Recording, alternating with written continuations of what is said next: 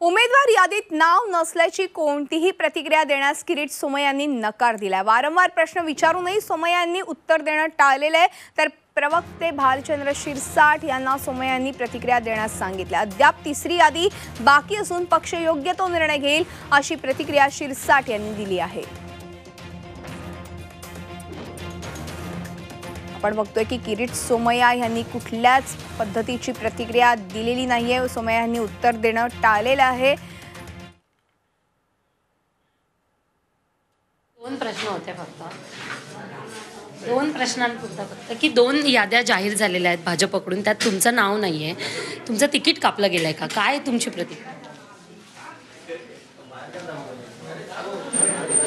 आपण पाहिलं की किरीट सोमय्या यांनी बोलण्यास टाळलेलं आहे। अनेकदा आपण त्यांना कॅमेऱ्यासमोर प्रश्न विचारला, मात्र त्यांनी कुठलीही प्रतिक्रिया कॅमेऱ्यासमोर दिलेली नाही। आपल्यासोबत सध्या भालचंद्र शिरसाट आहेत, जे भाजपचे प्रवक्ता आणि मुंबईचे उपाध्यक्ष देखील आहेत, आणि किरीट सोमय्या यांच्याऐवजी भालचंद्र शिरसाट हे बोलतील असं देखील किरीटजींनी त्यांना निरोप दिलेला आहे। काय त्यांची प्रतिक्रिया आपण जाणून घेऊयात। पहिला प्रश्न हाच आहे की भाजपकडून दोन उमेदवारांच्या याद्या ज्या आहेत लोकसभेसाठीच्या त्या जाहीर झालेल्या आहेत, दोन्हीमध्ये किरीटजींचं नाव नाही आहे, त्यांचं तिकीट कापलं गेलंय का, काय सांगा?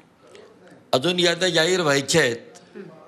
दोन याद्या जाहीर झाल्या? नाही, दोन याद्या अजून भाजपच्या कार्यकारिणीच्या बैठका चालू आहेत, याद्या जाहीर व्हायच्या आहेत। योग्य तो निर्णय पक्षाच्या स्तरावरती घेतला जाईल। प्रवीण छेडा यांनी देखील नुकताच भाजपात प्रवेश केलेला आहे। शिवाय मनोज कोटक, प्रकाश मेहता अशी देखील नावं ईशान्य मुंबईसाठी पुढे येत आहेत, काय त्यावर सांगा? नाही, मला काही कल्पना नाही।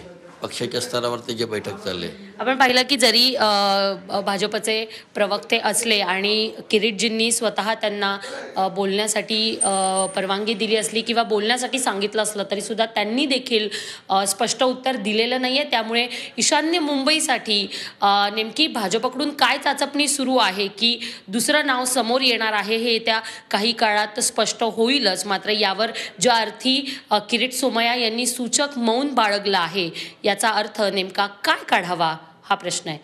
व्हिडिओ जर्नलिस्ट अमरीश लाडसह दीपाली जगताप पाटील, झी मीडिया, मुंबई।